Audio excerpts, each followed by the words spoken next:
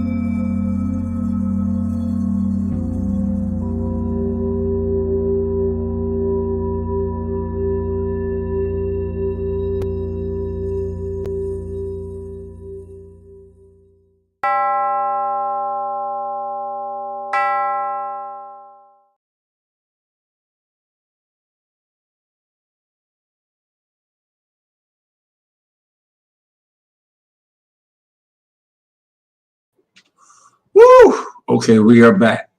Kat, can you say hi to the people? Kat is our producer. So that's something very specific I need to say to Kat. My dear, listen, we're going to need you to find some other meditation music like we did in the beginning, because the Tibetan bowls were about to put me out. I'm going to need you to find something with some water or some bells or some something. Some more alive. Baby, let me tell you something. That's great for That's fantastic to go to sleep with, because it was like, wait a minute. Woo! All right, let's have some coffee. Oh my gosh. Oh my gosh. All right. So let us begin our show with our commandment. Debbie, look at your hair right there. Oh. Okay. All right. What's our commandment, Kat?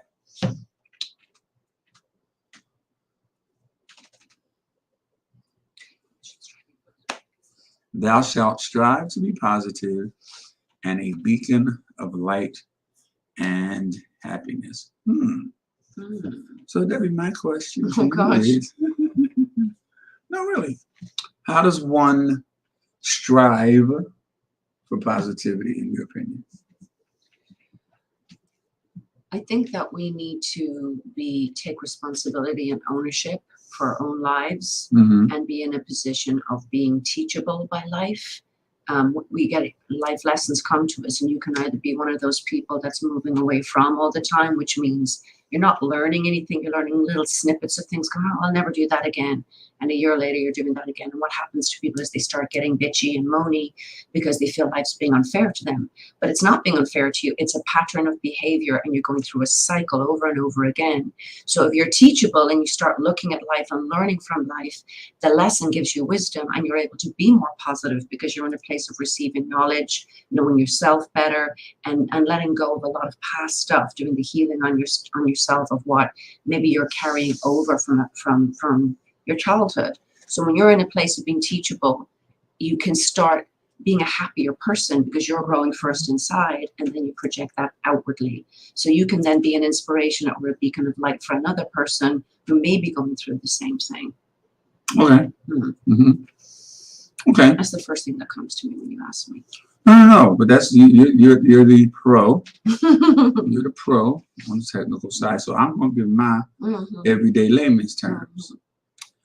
So in striving for positivity in my brain is this: if it don't smell right, don't look right, run.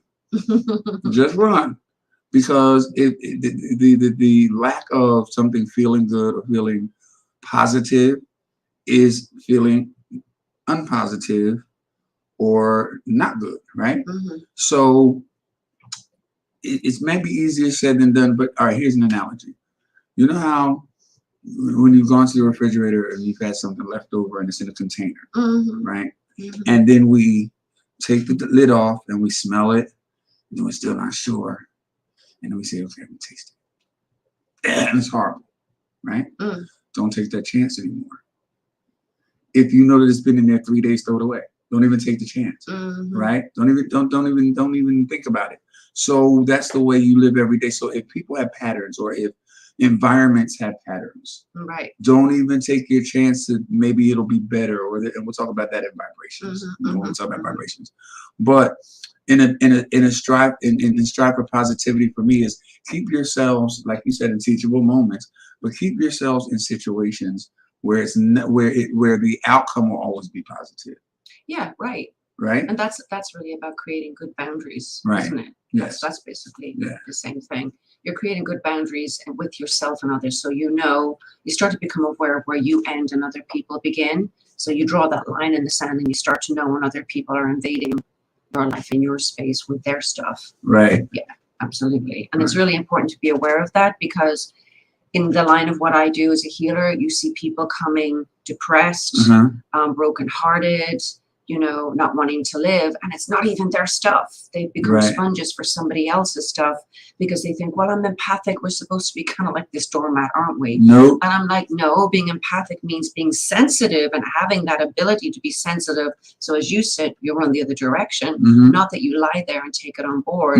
So unfortunately, people act like sponge. And I would have done it in the past, being as sensitive, wanting to help everybody, and not realizing there are people that know how to manipulate that situation to take your energy. And that's why we call them energy vampires. So if you don't have any boundaries, or you don't have strong enough boundaries, you're going to let other people in, and all of a sudden you're going to feel unhappy, negative, complaining. And that's because you've got another person sucking on your energy. So it's not just about our own stuff and taking ownership for it and managing it, but it's about having good solid boundaries. As you said, you don't have to stick your finger in it and smell it. No, it's not good for you.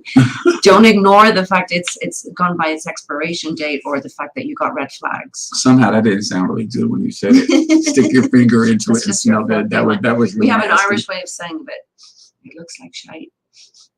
It smells like shite. It even tastes like shite. Good job I didn't stand in it. That's what we say in Ireland. No. You keep that in Ireland, baby. Don't do that. Nope. But it's true. Why do you have to go through all these things to finally stand in it? And why did you not look at it and go and see what it is? The deal is this, and then I want to segue for a second. The deal is this. When you're going through learning curves, and that's from childhood through your 20s maybe, But after a certain age, especially when you get to be 150 like me, you gotta know. You gotta know what feels good and what doesn't. You know, and when you don't have the ability to know what feels good within yourself, then there's some issues you need to deal with. Right. You know what I mean? Right. So wait, before we further, I do want to stop and say Happy Easter to all of those in America and abroad. Happy Easter for those who celebrate Easter. We don't even celebrate an egg here, do we? Well, here's the deal. Easter, well, see, in Christianity, it's called Easter, but there's been a new wave, I'd say, within the past 20 years, maybe 10, 15 years, that as people evolved, it went from Easter, which is very commercialized, because the Easter bunny ain't got nothing to do with Jesus. So it's like, where the egg, that's always confused me. Where the egg and the outfits come with, so the outfits came with just anyway. So the Easter became very commercialized. Right. So in the past few years, it's Resurrection Sunday, because for those believers believe that Jesus was crucified, died, came back to life. So Resurrection Sunday is a Sunday he came back to life. Now, how that was a Sunday, and they know that was a Sunday way back then in the calendar, that's a whole nother situation. But in either case, for those who celebrate Easter, happy Easter. Those who just celebrate the day and just want to get dressed up, sounds like me, happy Easter. And happy Resurrection Day to you guys. All right, so let's get back to being a beacon of light. So Kat, commandment one more time, Sunshine, because it's a two-parter. How do we strive to be positive and a beacon of light? Okay, so I guess we handled how we shall strive to be positive, you know. So, beacon of light. I'll go first. Okay. Beacon of light. It's really not hard. A beacon of light can be as simple as, wow, you look great today, man. Right. How are you? Right. Can I carry that bag for you, ma'am? Right. Ma'am, can I open that door for you? Ma'am, I don't want anything. I just want to tell you to have a great day. Beacon of light. It can be as simple as that. And paying it forward. What are your ideas of beacon of light there? I think bringing hope to people. There's different things that you can do in life. Like, for example, back to what we were talking about earlier on, for me, the being positive and learning your lessons and creating good boundaries and staying away from people and things that you know are not good for you automatically will eventually lead into being a beacon of light, because you start to inspire other people as you grow and you're positive.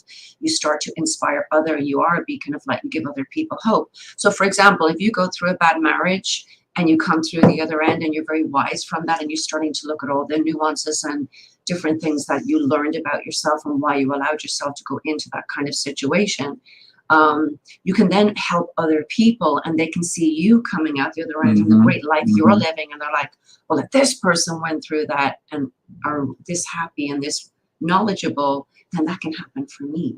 So it's really about, I think, being a beacon of light isn't just going, I'm a light worker or I'm a this, I'm a that. You've got to Yes, that's technical. You've got to be that. Yes. Yeah. So what is your go-to to be a beacon of light? I think always showing people to be on the hunt for blessings and everything, and being able to go through life, being able to find the blessing in everything, rather than going in and seeing a problem, you see the challenge that you can overcome. And I think once you point that out to people and let people know, there's always choices. Because when 1 second, honey. Angelica said, can you go back to that comment, Kat, for me, please? Help others, yes. And this one? I always try to be positive. I'm one of those to say glasses half full. Yes, me too. It's always half full. I practice being optimistic. That's a really good one. That's a really good one. My students have called me a beacon of light. Go ahead, Kat. Go ahead, baby. Wait. Angelica says, for me, Easter is not about the bunny. It's about the resurrection. Okay. Go ahead, baby. Okay, she lost it. No, I wanted to say one thing about the cup being half full and half empty. I was getting ready to say something about that, so I let it go. All right, go ahead. Yeah, I used to say that as well, and now it's kind of I've taken. I know you're probably going to say something different actually because we've talked about this before. But one of the things that I say to my clients that they really, really love is we all have a cup of life, and that cup is meant to be full, right? But we're always giving of ourselves, helping other people, taking too many responsibilities, needing that validation, needing to feel like this good person all the time by doing all these things for other people. And then we end up having a glass half full because we don't have enough energy to deal with the stuff in our lives. So the way I put it to my students is, look, be soul full, have your cup full to the top. And as you make your life happy and yourself happy and you're healing yourself, you spill over into the saucer. So let people sip from the saucer. Okay, that was a good one. That's a good one. That's a good one. Mine is this. Mine is this. It doesn't matter. The glass is half full. Okay, so it's either half empty of sorrow or half full of gladness. So it doesn't matter. It really doesn't matter. I'm going along with what Devin says. It's optimistic, and as you know, I am a chronic optimist. So for me, it's never a bad thing. It's how you look at it. It's perception. You see what I'm saying? So that glass is half full, but it's half full of joy. You know what I'm saying? It's the emptiness is the sorrow. The emptiness, it's gone. You see? So yeah. So you like the spillage of the saucer. The spillage of the saucer, and it's weird because when I say it to people, it's like a switch goes off, and I go, oh, because you're giving someone permission to be their best version of themselves, not feeling they're not helping people anymore, but realizing by being the best version of themselves, by being that cup that's full, by having all the abundance in their lives, it's not a selfish or negative thing that can spill over into other people's lives. And Joseph Cannon says, "My cup runneth over; it's never half." I agree. See, and I agree. I agree with both of you. But when somebody uses the analogy, "Hi, Joe," she says, "Good morning, fam. I always try to share sunshine to everyone and accept everyone. I think it's avoiding the judgment of others, just accepting everyone. You become a beacon of light." All right, Joe. Hey. So going back to the glass, all right. So let's say life is the glass, okay, and this is the glass that I've been given, right? And there's half and half in there. I'm good with that, and that's life. You know what I mean? We want to get to a point where our cup runneth over with joy and happiness and love, and that's what we strive for. The reality is that it's always having something. Right. So and this is just my opinion. So the part that there's nothing there, there's no sorrow. There's no sorrow. There's no pain. And that other half there's joy. So in essence, the whole glass is love.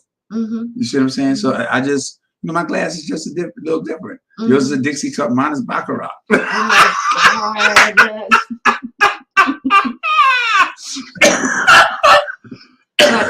it's letting people know that they don't have to give up themselves to the point of the detriment of their own lives, that they can have that abundance, they can have that happiness, and then be able to give of that fullness within themselves to someone else, but to stop trying to give to everyone else when their life is empty. So that's really trying to give people permission, really, just to be happy and know that, yes, you can move away from that person, even if it's your mother and she's put your life down. Yes, it is okay to be able to go and take that job and move out of that one, even if your boss says, oh, I'll be miserable if you leave. It's okay. You can't allow other people to dictate what your reality is. Right. And Kat is saying something to you, and I was just getting ready to tap into that, and you just said something. It's also what you find joy in. Some people find joy in so much, some in hardly anything. Finding joy in the little things is a game changer.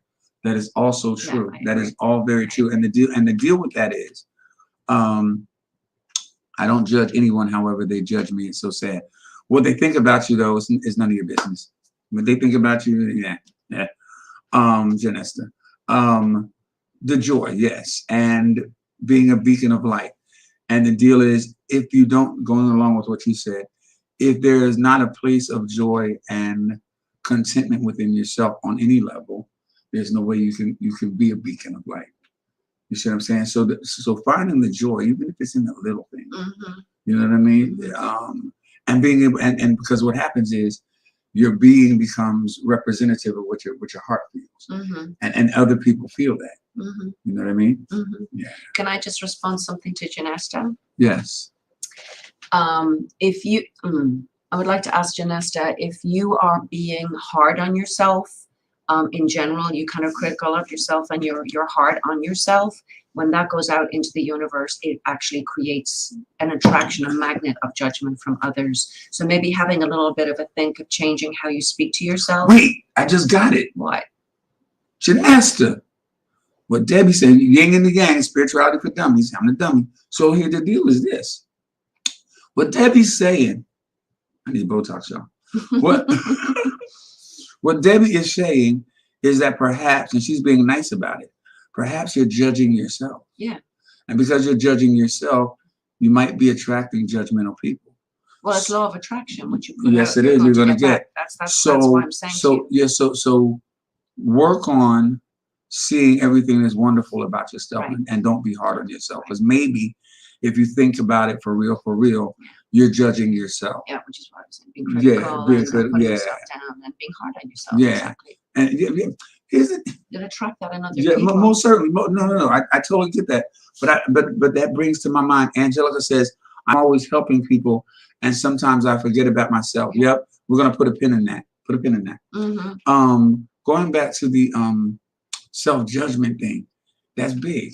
No, it is. It's huge because I'm so one of the biggest things that I hate when people say is, I'm so dumb. I'm such a dummy. right. People do it all the time, but the thing is, somebody said that to them at some point or made them feel that way, Yep. and then it becomes a cycle. So you're not even aware of it. That's why I'm saying to Janesta, sit and reflect on that, because that may be something that you haven't been aware of before. Or when people say, if it can go wrong, it will go wrong. I don't have no luck. If it wasn't for bad luck, I wouldn't have none at all. That stuff manifests. Of course it does. Everything we project out into the world. Like for me, having problems with money for years, working 3 jobs all the time, I grew up around parents who constantly said on a daily basis, we can't afford it. I wanted to do dancing, can't afford it.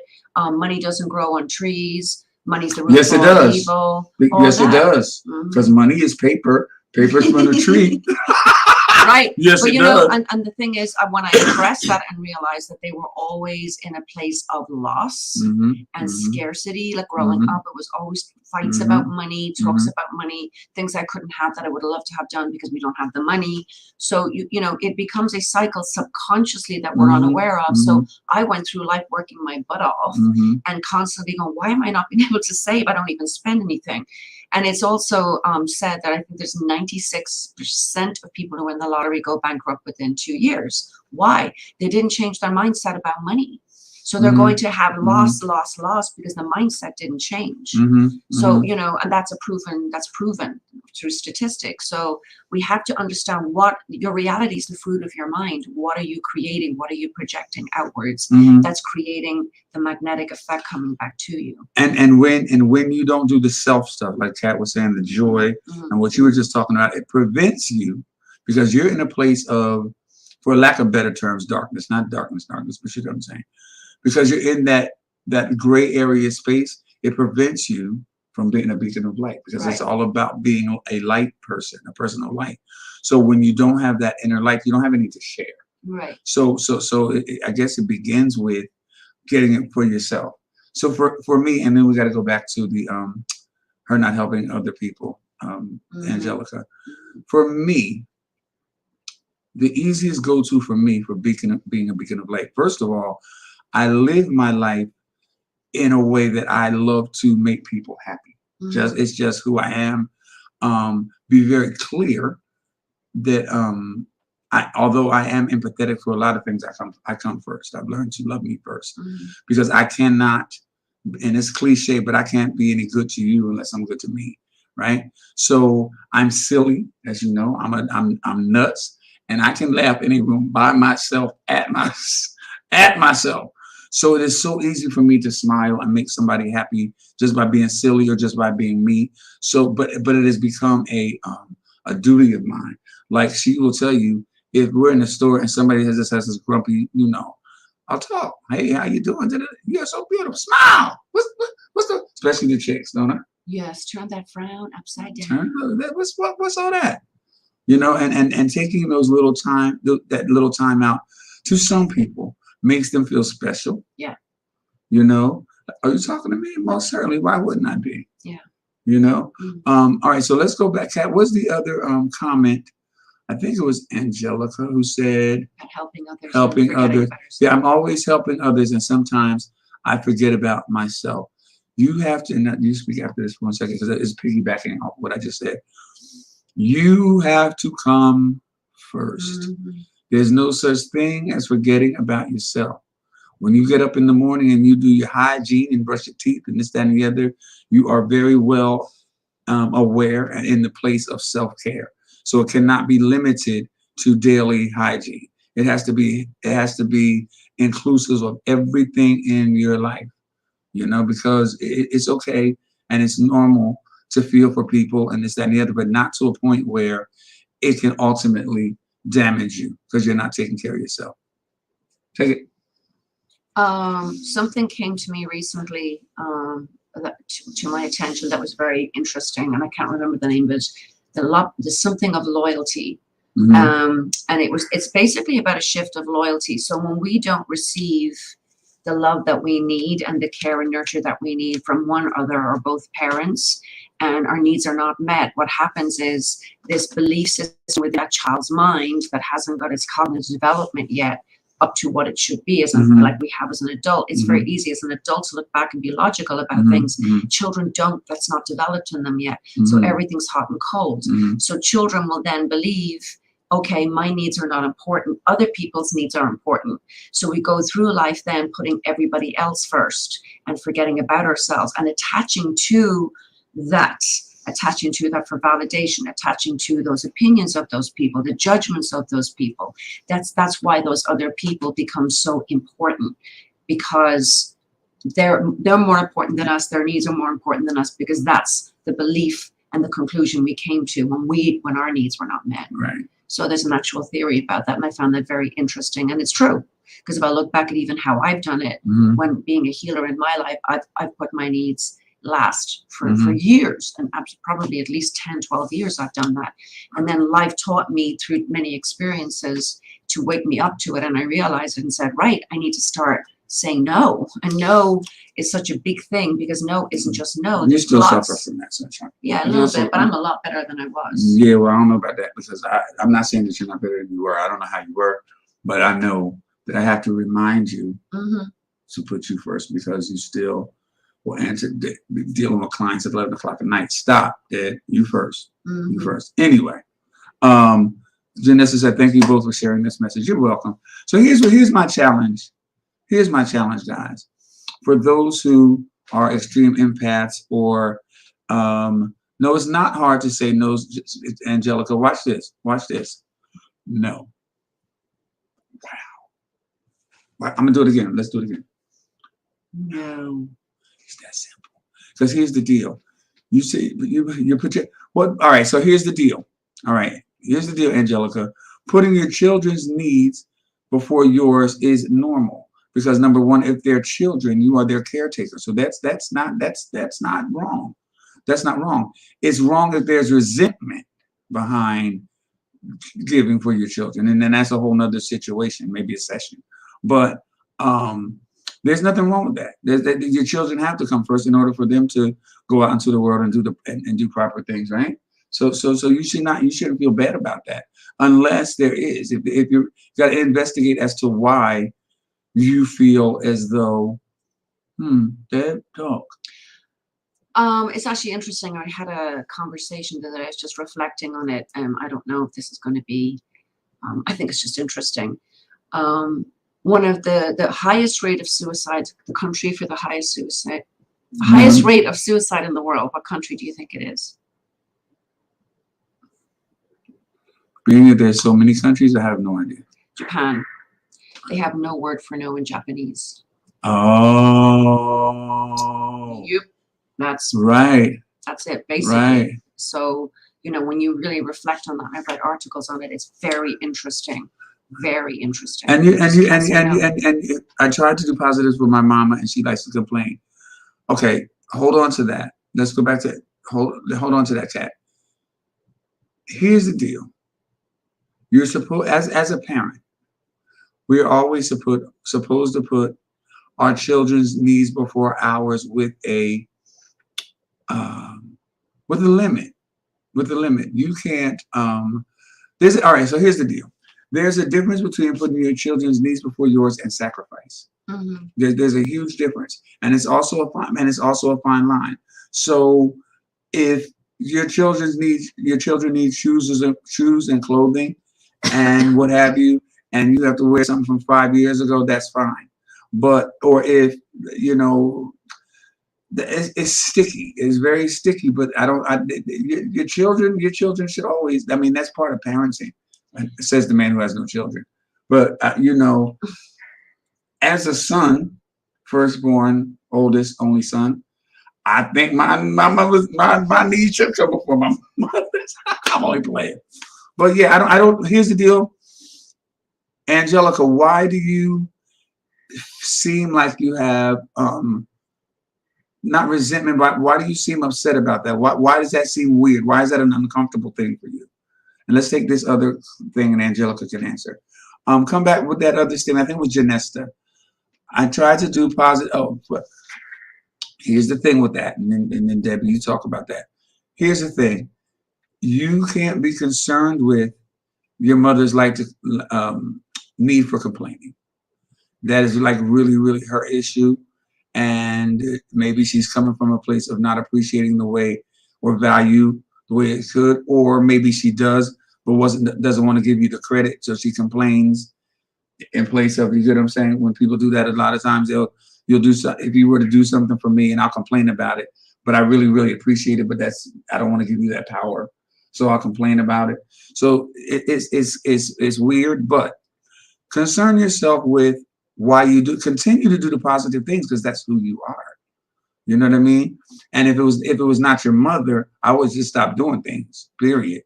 Just stop. But is she complaining sincerely, or is she just complaining because she's your mother? Think about those things. Debs, what you got to say? This is going to sound harsh, but it doesn't matter if someone's your mother or father. You still need to be able to have an adult conversation with someone and sit with them with love and say, I really respect the life you've given me. I respect, the nurturing you gave me, taking care of me when I was sick, educating me. And I do things because I want to be able to show you my affection and appreciation. But sometimes I feel like it's given back and it's not enough. So can we have a conversation about how I can do it better? Or what is it that you would like me to do? Because here's the deal. One of the things I realized 3 years ago is we give things to people in ways that we think are good for them, as opposed to how they think is good for them. Yeah, and you open yourself then to the complaining. So sometimes we'll give a gift to somebody that we really like. I don't do that, but I always think about what that other person would like. But there's many people that will give you gifts that they love. It's like showing appreciation to somebody is not always how they perceive it. Yes. So try and tap into what it is that their needs would be rather than what we think they are. And that can alleviate a lot of judgment. You just tapped into something that's brilliant. That's the way I do things.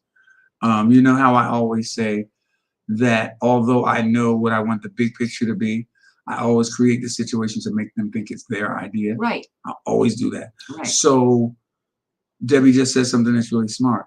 Sit down and say, what would you like? What would you like me to do? Right. And then that way they can't complain because they said it. And exactly. then you're rewarded and you feel rewarded because you did the thing that was positive. So so the next time they complain, what would you rather me done? Or, what would you like? And then make them think it's their idea. There's also, it feels like there's a codependency thing that's happened there with you and your mom. Maybe Janesta, where you're doing things because you want that love from your mom. You're doing this because you want that validation from your mom. Because when you're feeling about being judged by others earlier on, it feels like it's even coming from mom. So that's probably the root of it. So there's something there that I feel you can address within yourself that is unhealed to do with her, and maybe you're doing things out of a need for that validation, and of course you're going to get that rejection back. So it may not just be happening now as an adult, it may be something from that childhood thing. But creating the boundary, because that is a boundary actually to sit and have that conversation. What would you like? What way would you like this done? So that I know when I do it for you, you appreciate it more. Yeah. Rather than saying, instead of saying, oh, so you don't complain, you're automatically creating an animosity. So you say, so you can appreciate it more, or you can enjoy it more. And then see what comes from those conversations, because if somebody's doing something, you're doing something nice for someone, and there's constantly rejection there needs to be a point where either you stop doing it, as you said, or you find a way of doing it that's going to be acceptable. And you also need to consider why you're doing it. Exactly. You got to consider why you're doing it.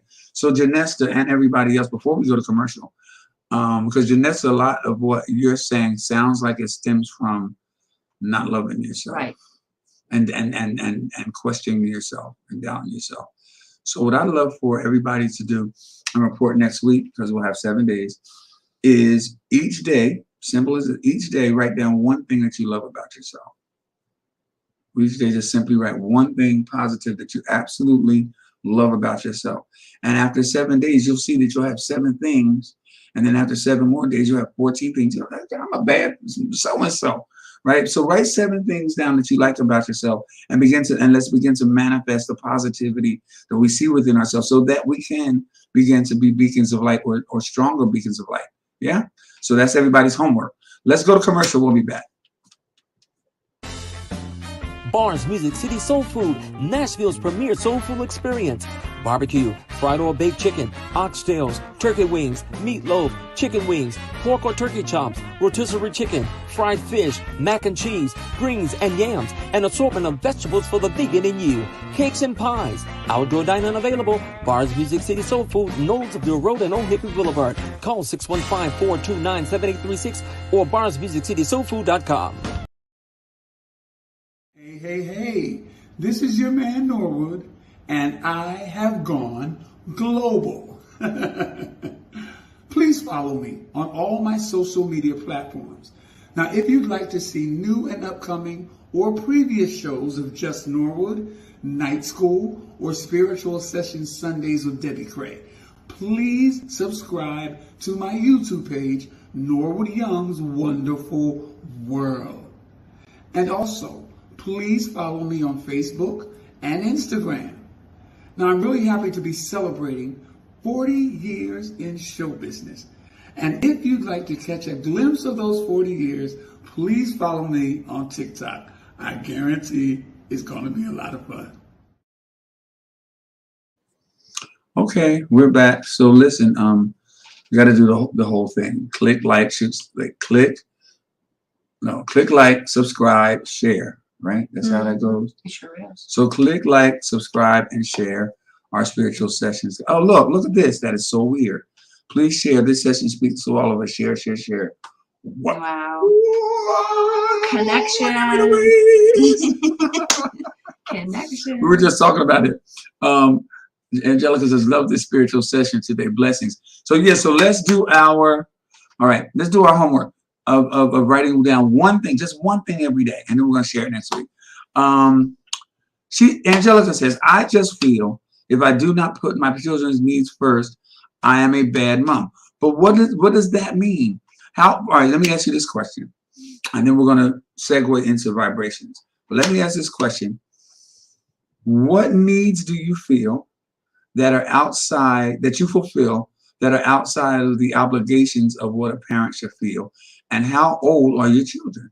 Mm-hmm. Now, if your children are 16, 17, and 18, then it's a different dynamic. If they're children, toddler to 13, 14, 15. It's a different dynamic, So, yeah. But also, it's the way of what somebody watched someone else do. It's programming, isn't it? Yes, it is. This is what a good parent is. Right. And if you don't follow that, you're a terrible parent. And it's not just that your children will say something, it's their parents fear other parents are going to think they're bad parents. So they end up sacrificing a lot of their own happiness, a lot of their own lives. And then later on in life, then they can't relax. What? Wait a minute. What? Look, my children are adults, but still live with me. Okay. Woo! That's a whole nother show. Wow. Let's just tackle it for that. 3 minutes. 3 minutes. 3 minutes. Angelica, 18 and 21 are not children. Mm-mm. Still in guidance years, yes. However, the issue here is not your children. The issue here is you. Can you see my finger? Okay. You. I can't get it right. You. Because she's cracking up. Yeah, baby. Here's the deal. Mommy, you have to open up the birdcage. You see, because you are assuming what their needs are now. And if you continue a pattern of always being there, you are stunting their growth as becoming adults. You see, because here's the deal: at that age, you're not going to be able to any longer heal every boo-boo, or you know, you have to really at 18 and 21, you got to practice now without any guilt, letting go, sunshine. This is look, she says, I know. I listen, I get it. When you say 18 and 21, I get it. Go ahead, Debs. It's more about what she needs from them than what they need from her at this point. That's my feeling. Yep. And not being able to let go is more on you than them. Yep. So having a look at not having enough going on in your own life means that what parents can generally, especially moms, can attach too much to their own kids because if they let go of that.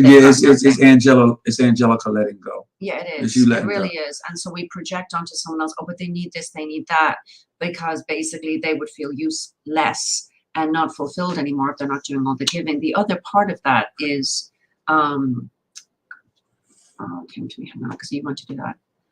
The other part of that is as well, by saying to your children, when they ask you something, you go, you know what, my plate's full right now, but you know what, I know you can do this. You're smart, you're resilient, or all these things. You go out and do it, because you're enabling them to stay needful of you all the time by not supporting them and believing in them. Yeah, and there are some people who have that syndrome where they want to feel as though they're needed. Yes, 100%. You see what I'm saying? Absolutely. So, and it's not a bad thing, but you gotta, here's the deal. You need to start adjusting, because the day they get married or this, that, and the other, this is when the old mother-in-law syndrome comes in, because you've not mastered the letting go. So, can you put up the comment that was just there, Kat? I will still be there for my children no matter how old they are, and other people too. Two different situations. Being there for your children versus putting all of your children's needs who are not children in front of yours are two different situations. You should always be there for your children as it is appropriately deemed to be so. You know, for case in point, I'm 50-something years old. Emphasis on something. And so it has been a tradition since we've been, I don't know, 10, that my mother gives each of us $100 every year for our birthday. Do you know that I call my mother on my birthday is August the 28th. I call my mom on the 25th. Don't forget. Don't forget. And it's not even about the money.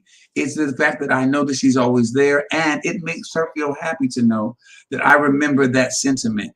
When you are great to your children and you're great parents, they'll let you know what their needs are. Mm-hmm. You know, they'll let you know. So, you know, let them live a little bit. Angelica says, so true. I hear you guys for the, thank you guys for the advice. Yeah, Angelica, it's not a big thing, but catch it before it can become a big thing, because sometimes the children would not want to hurt your feelings and resent the fact that you're not letting them spread their wings a little bit. Yeah, because it makes them feel like you don't trust them. Like, you know stuff. It will make you feel like you don't trust them. Yeah, it's hard for me to have said this here on this live. It's not easy for me to open up. Well, I'm glad you did. That's why we're here. But it's also the first step in your healing, because you're aware of it, and now you've voiced it, and now you've been listening to us, you know, talk about it. So you've got some things to reflect upon, which means from today you're going to shift. And look, goosebumps. Goosebumps. But you know what, Angelica? Take your 18-year-old and your 21-year-old out to dinner, out to lunch, out to whatever. You don't have to bring up any topics, but experience them as adults, right? Just take them and listen to their conversations, and just get another viewpoint of who they are now versus mommy and children, adults to adults, and just see where they are and see what comes up. you might find some very interesting things. But also start to follow your soul. What instills creativity and happiness in your soul, and start creating a base for your own life where you have something that's yours, because you won't then need to feel that you've got to put all the energy into your children, because there are going to be times, if you're honest with yourself, where you slip over and you're just doing things for your children and they've not asked for it. And it's just because you need to feel useful and needy, and your life may be lacking. So as he said, you know, eventually they're going to get married one day. You need to have a support for your own life, a foundation for something that's going to be yours. Let me ask you this, Angelica. Do you know who your children are as adults? Or is it just, is the viewpoint from your end, they're just still your children who happen to be 18 and 21? That's my curiosity. All right, so in the meantime, in between time, I'd like to segue our being beacons of light into vibration, and how vibrations play a large part in being a beacon of light. All right, Pro, you start. Well, if you can think of a antenna that you have for the radio stations, as beep, beep, beep, beep, beep, beep, you see on the old television No, adverts. I'm not that old. I don't remember that. For what is it? The movie they have? There's some movie thingy. You know, you've got the lion for the one. There's another one goes beep, beep, beep, beep, beep. It was RKO, and it was a tower. Yeah, that one. That one. I heard about it. You don't even know what it is. Okay, well, that's what we are. Okay, we are like that. Okay, and we're sending vibration or signals out into the universe all the time, unconsciously, and we need to be very aware of the vibrations. So, if you look at quantum physics, we all have vibrations out of a particular frequency. So our body is meant to be something like 65 to 68 megahertz. Each organ within our body is meant to have a vibration. If the vibration of that particular organ is not what it should be, say your heart's meant to be 10 and it's 5, that means dis-ease sets in. So everything has a vibration. When you walk in nature, there's vibration in nature. When you communicate with another person, there's a vibration. So we're attracted to, and we radiate vibration. So if you're somebody that is a person who's in pain, you're going to attract another person that's in pain. You might fall in love with that person, going, I resonate with this person, I get this person. And then a year or two later, the problem set in because you've got two broken people, and being broken, expecting the other person to help them. So that's why a lot of marriages break down. The initial vibration and the attraction of that vibration is the vibration you're at. So you could be a 16 because there's a lot of pain and stuff, and you see people that are married having very similar backgrounds. If you talk to people before and seen them, they all come, well, my mother was a this as well, and we have that in common. It's vibration. It's all vibration. Okay. Yeah, and when you grow and you learn, you heighten your vibration. So we're all here to feel pain, to feel sadness, to feel joy, to feel excitement. They're all different vibrations. So the negative emotions that we have are lower vibration, and the vibrations that are happy and joyful are higher vibrations. Okay, my turn. All right, you got the technical. Here's the situation. Go into a room and you meet somebody and you click. And you got so much in common, and there's joy and there's fun, and it's like there's something that you must have known them before, that we have so much in common, and it's so great on a similar vibration. And then in that same room, we walk over to a room, and there's somebody like this, and got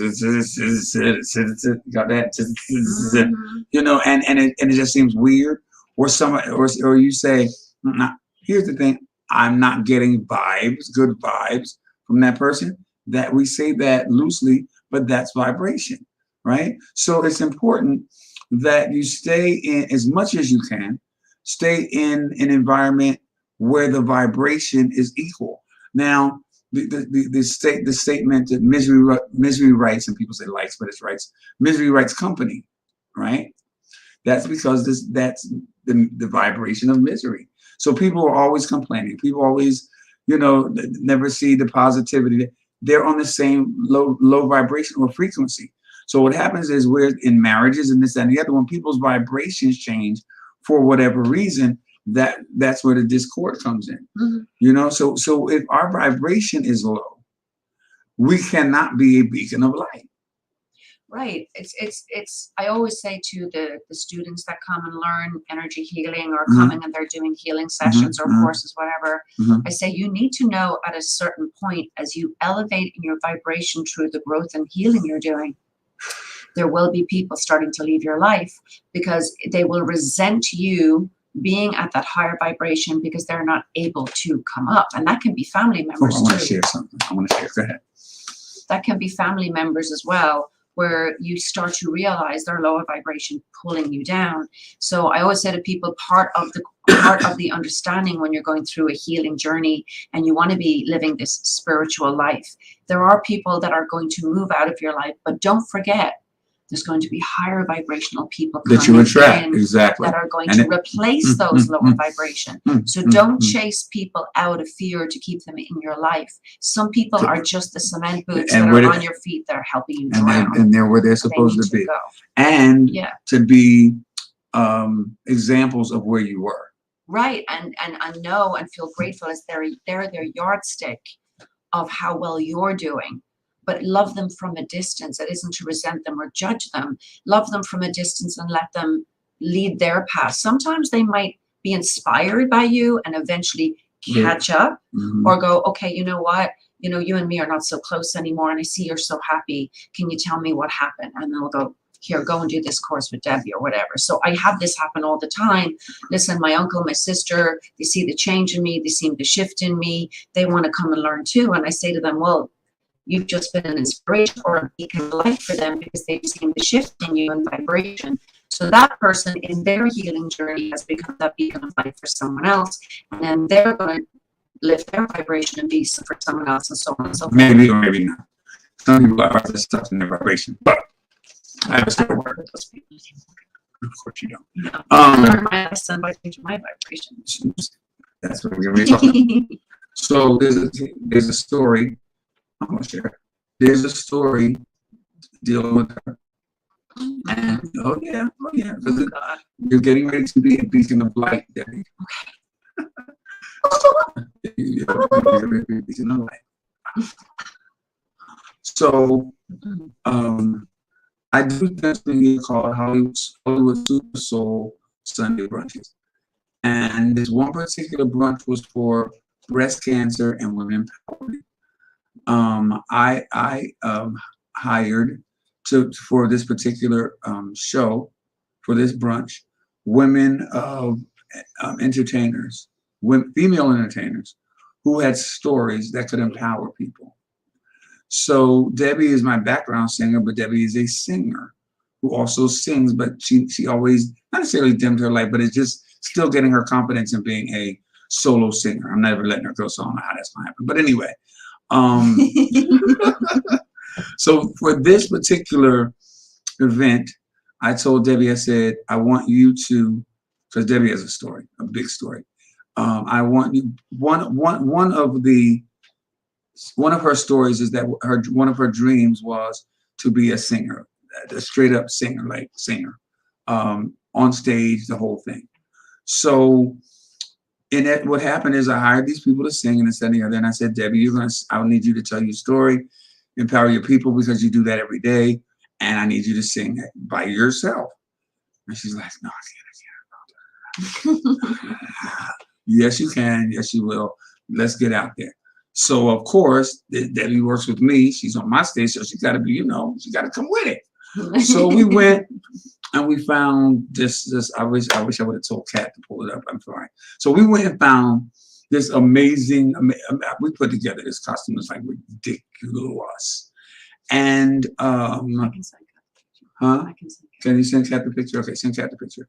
So it was just like, some would say extra. I say extraordinary. So it was major.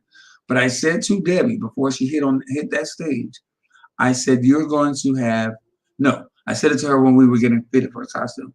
I said, you were going to have 0 friends after this performance. She's like, what do you mean?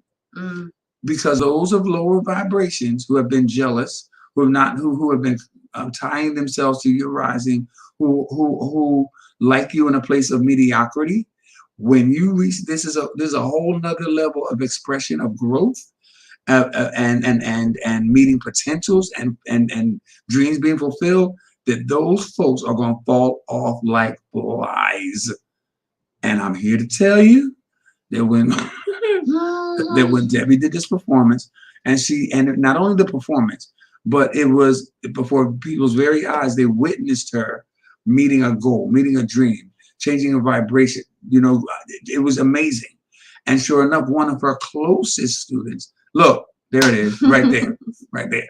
So when she came out, the people were like, what in the entire, who the hell, how the hell, because that was not the more meek Debbie that they're used to, the Debbie that doesn't present herself that way, but that's who she is. So you got to learn, you got to not be fearful of your uniqueness. Be obedient to your uniqueness, whatever that may be. And you have to do that fearlessly, because that is the thing, that's a beacon of light that will inspire other people or not.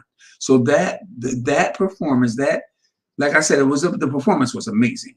But what it was is, she just told us that her dream was to sing. She did, and the song that she sang was "I'm Coming Out" by Donna Ross. So I was like, come on now. I want the world to know I got to let it show. I'm coming out. So it was like, you folks can eat cake and die because I'm here.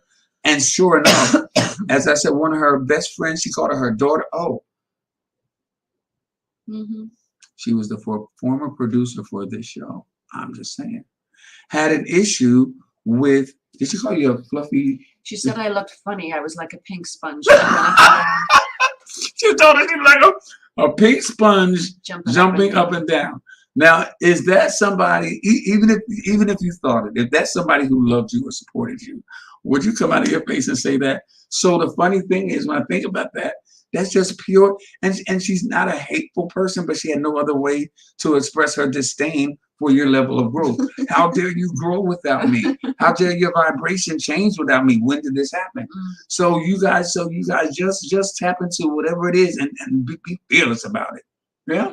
Yeah, it was funny because the amount of fear that I went through, the amount of resistance that came from me, and because also the songs that Norwood chose, there was an Alicia Keys song and a Diana Ross song, like big songs, and also a big outfit, and I just, didn't think I could pull it off because it was a big day. But you trusted me. But I trusted you. Because I saw it. Yeah, I trusted you, but it didn't mean that I didn't go through all this stuff. Like, it was a whole healing process of purging.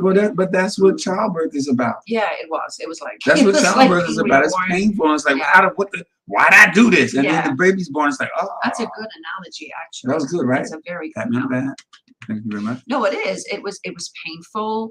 I kept telling him I didn't want to do it. I wasn't good enough. All these other singers are 25 or whatever years in the business, and I didn't want to go on stage only singing, 2 years with Norwood to get up and do it. And again, as I said, there were very big songs. I didn't feel my vocals were strong enough. And then we got to the day, and I put the outfit on and just kind of got into character, so to speak, and went up and shared my story with everyone in the room. And I said, don't let age be a factor. Don't let size be a factor. Don't let anything be a factor. Follow your dreams. It's never too late. And so I met people about a year later on who I met on the street and said, oh, that Empowerment Women's Day and your outfit and your speech was so empowering. I didn't make a speech. I just stood up there and told your story. Told my story, spoke from my heart. And, when I got off stage and I did it, and I finally did it, I was so happy with myself, so proud of myself, but also proud that I'd inspired all those women in the world. Beacon of light. Beacon of light. Being a beacon of light. So that was, I got over myself and I did it. And I gave a lot of people encouragement. There were people who told me they quit their job and they went and did other things just because of that performance. Like, for a whole year afterwards, people were talking about it. And people were like, where'd you get the fabulous coat? And even people were like, we thought you were going to drop the coat. We thought that. So there was a whole conversation for for a year going on about, where did you get it? What did you have? But it wasn't, but the thing is, it wasn't. And just singing, and how did you suddenly sing? And there's just so much conversation. And spiritually, it was not about the performance or the outfit. No. That was the visual, but that it wasn't about that. That is not why people were talking. They would, look good and this and the other. It was about the experience of being moved. But talking about vibration, like people, even Kat was there, and she said, "Are you kidding me right now?" So people were screaming, literally screaming, singing with me, supporting me. The whole room of women were just singing along with me. I mean, I could hear them louder than I could hear myself. Because you took them on a journey. Yeah, it really, really was. The whole room were just full of excitement and happiness and joy because they went, "Oh my God, she went and did it." So they were all in support. And as I'm coming off the stage and everyone's clapping and hugging me and whatever, I get to the very last person by the door, who happens to be someone I really loved and saw. And it was just like, "Oh, you look funny. You look like a pig sponge." And it was just hitting that energy. It was like, wow.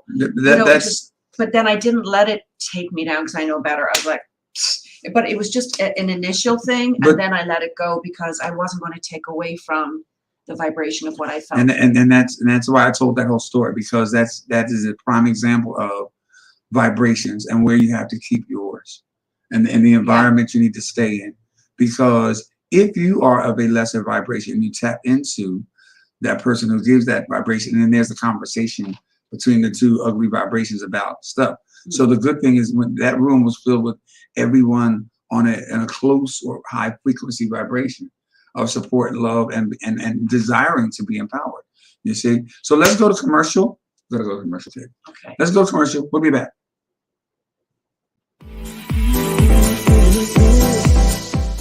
Hello, everyone.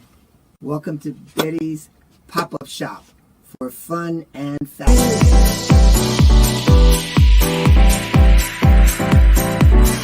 Telling me to dance, taking a chance.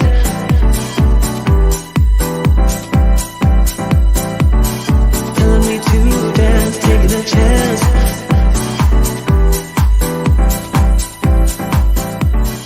Telling me to dance, taking a chance.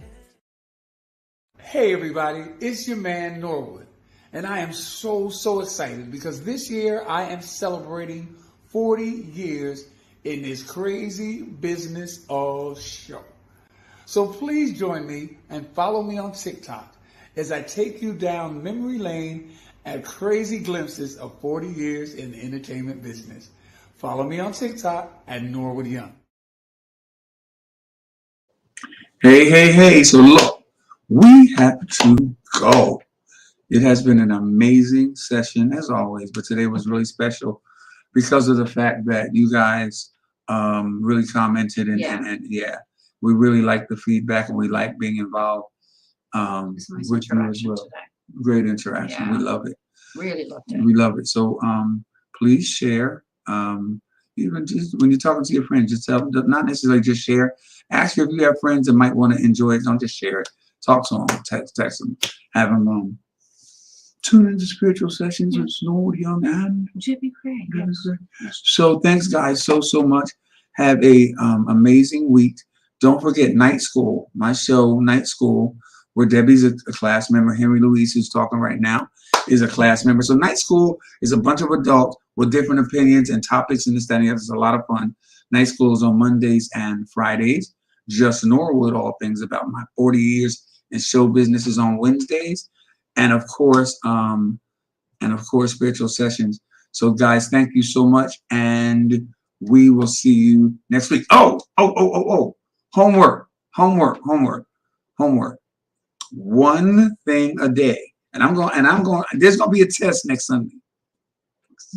Next Sunday. You see that's why I maybe not get Botox. So I got to act serious. Y'all see the series right here? Next Sunday will be a quiz. I'm going to ask certain people to give me number 2, 6, and 4 of what they love about themselves. So there's going to be a quiz next week. So you write down one thing a day that you absolutely love about yourself. And next Sunday, we're going to come back and figure that out. Thank you. Yep. One thing you love about yourself. Homework. All right, guys, we love you. We will see you next week. Thanks for stopping by. Your day is designed in perfection. And anything that goes against that perfection is a trap. Don't fall for Oh, wait. it. Let's do it again. I messed up. Wait, here we go. Wait. I messed up. All right, here we go. Shut up, Debbie. Here we go. Your day is designed in perfection. And anything that goes against that perfection is a trap. Don't fall for it. Oh.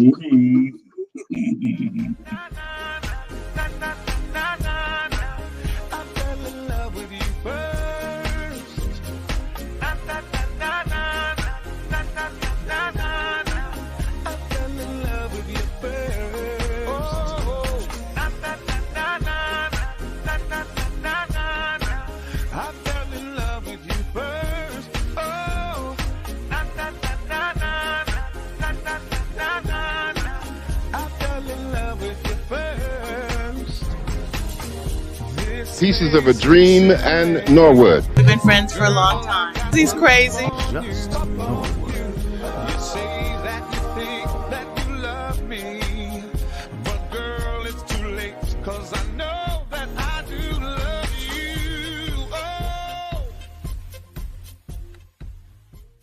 Hey, it's me, Norwood, and I am celebrating 40 years in show business. So I have decided to go global. So join me for my daily thoughts and memories on Facebook and Instagram. And you can find all my shows, Just Norwood, Spiritual Sessions, Sundays with Debbie Creagh, and Night School, by subscribing to my YouTube page, Norwood Young's Wonderful World. And then last but not least, I will be going down memory lane for the next year on TikTok, showing you a glimpse of daily craziness and the insanity that has gone on over the past 40 years. Thank you.